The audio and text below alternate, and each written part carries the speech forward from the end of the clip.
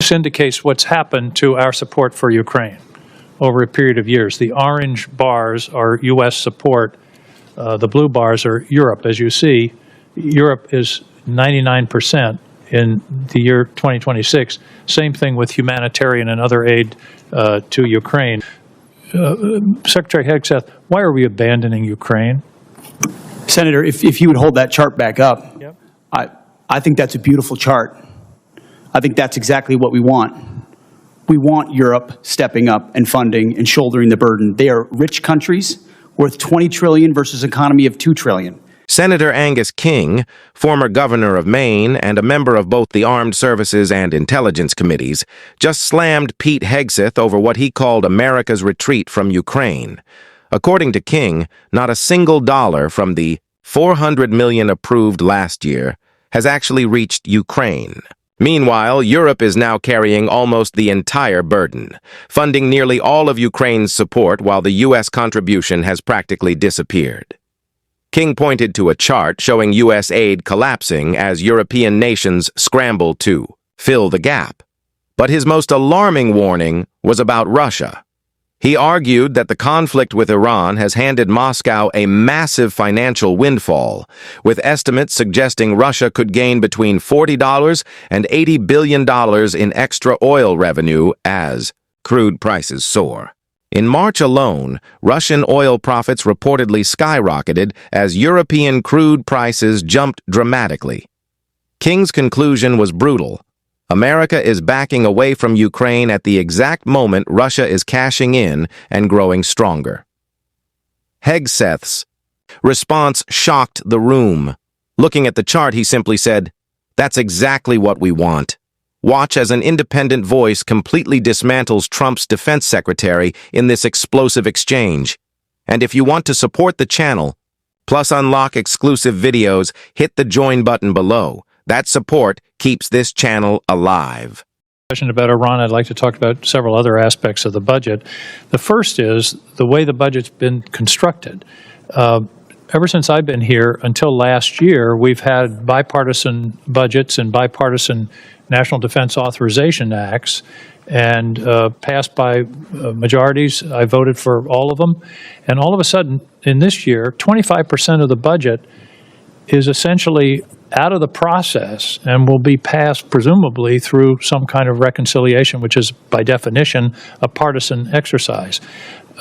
Mr. Secretary, why not all those items, housing or Golden Dome, whatever, why aren't they in the regular budget? Why do we suddenly have a two-part budget where this committee and the Congress generally has oversight and input to a process where a quarter of the budget is essentially a slush fund?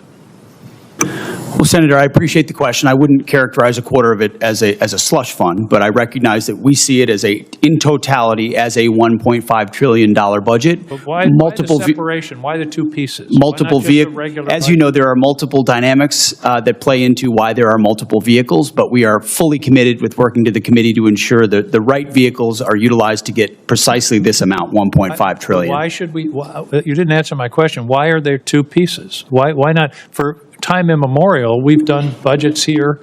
We've never, to my knowledge, we've never used this reconciliation process for a defense budget before. What's going on? Why not my understanding of the reason for the vehicles is to ensure we actually get to $1.5 trillion, which is the most important bottom line. The most important bottom line is that top line of $1.5 trillion to fund what we need, and we think this process is the most effective way to get there, Senator. Well,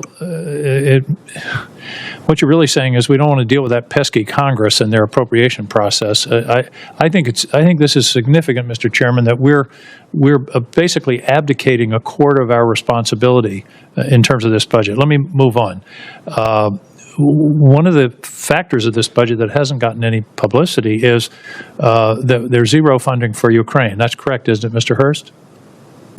That's correct. There's no USAI funding in this budget. And there was $400 million that was appropriated last year by a bipartisan, bicameral act of Congress. What's become of that money? My understanding is not a dollar of it has been dispersed.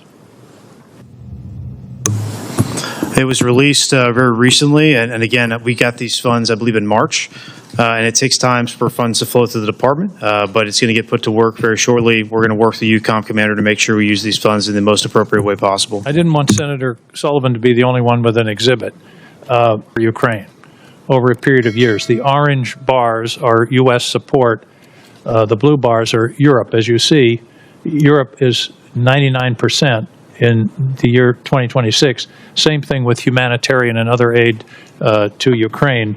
And yet this is, I believe, an existential struggle for the future of democracy, where we had an aggressive country invade a neighboring country without any justification whatsoever. And by the way, that invading country is the major winner so far of the war in Iran.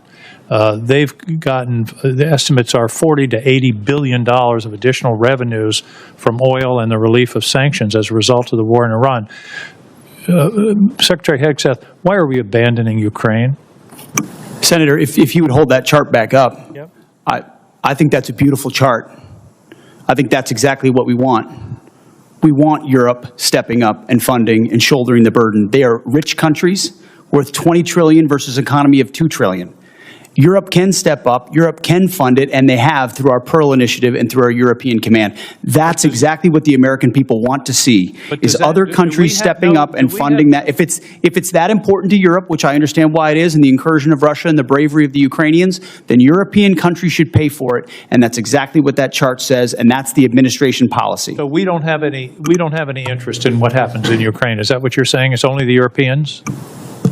I'm saying the threat is far closer to rich and capable countries in Europe, and they should step up to lead the charge, and that's why that chart is a good thing to see. They have stepped up, but I think the American people should understand that we've stepped back, in fact, stepped back to the point of abandoning. This is a war that never would have happened under President Trump, and he supports ending it through a deal, and he's pursued that. So far, it hasn't happened. I'm out of time. I want to talk about DTOs, who designates, but we'll take that up later. Thank you, Senator King. Secretary Hegseth, Congress enacted $400 million to provide security assistance to Ukraine in January. Now, the committee received a notification just yesterday confirming only that the funding would go toward Ukraine. It contained no details about the type of equipment, no delivery timelines, nothing that is typically included in these notifications. And when asked about the delay in funding, the committee was told that Bridge Colby was developing a spend plan, but we've received nothing. So when can we expect the full spend plan for this appropriation? And Madam Chair, can I, if this is not already part of the record for the committee, can I enter it into the record? Without objection.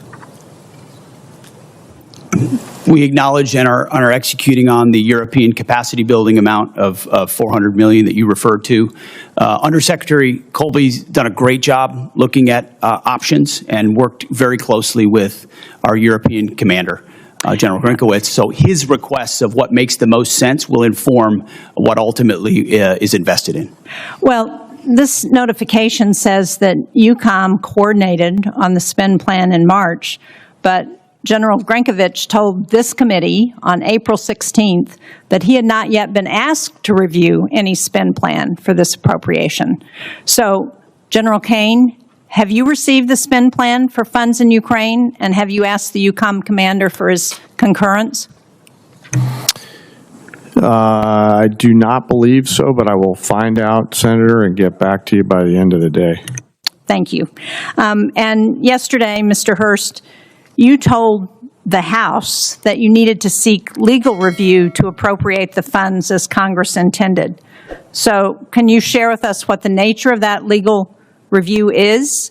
And seems to me the law was pretty clear. I saw it. It was part of the defense appropriations bill that we passed in January. And as you know, violating congressional intent on appropriating funds is a violation of the Impoundment Control Act. So what's the nature of the legal review that you have to get? Thanks for the question, Senator. What we're looking at is if we could use the funds in the same manner as USAI, and we had our counsel look at that. And so they provide us a legal opinion on how the funds could be used to support European capacity building. And can you share with this committee what that legal opinion is? Ma'am, I don't have a copy of that, but we can ask the OGC office if they can supply it to you. Madam Chair, can we ask that legal opinion is shared with the committee officially? Thank you. Also, I don't know who can answer this, but it says that consistent with the President's priority to shift the financial burden of Ukraine support to European partners, the United States will seek commensurate financial contributions via the Prioritized Ukraine Requirements List, or PEARL, from the European partners for this program. So what's the justification for using PEARL when there's $400 million in appropriated funds? Can somebody answer? PEARL is a reflection of the President's priority and the belief that any weapons that are supplied are paid for by European partners and used as they see fit, whether it's Ukraine or somewhere else. But that was not the intent of Congress in providing that $400 million. As I understand the PEARL program, the Europeans purchase those weapons from the United States, and they pay for them. But this appropriation was $400 million that Congress expected to be provided to Ukraine, not paid for by the Europeans, but provided from the United States to support Ukraine. So again, I don't understand what the justification is for using PEARL when that's not the intent that Congress provided. We're following the intent of European capacity building, but at the same time recognizing that wherever PEARL can be utilized so that the Europeans contribute to that fight, per the burden sharing approach that this President takes, is important. Congressional intent, and that's what I'm asking you, why you're using PEARL to do something that Congress intended to go directly to Ukraine. Well, we look forward to working with you on that. Can you answer that? What was the legal opinion on this? Did you ask the attorneys if the $400 million could be used for the PEARL program? Let's get back to you. We'll take it for the record, ma'am. Thank you. And what portion of the funding that's committed from the Europeans under PEARL is being used to assist Ukraine rather than restocking our own shelves? Can you answer that? That's up to Europe. Ultimately, Europe pays for any weapons that we provide, and they can utilize them as they see fit, whether it's Ukraine or otherwise. Thank you.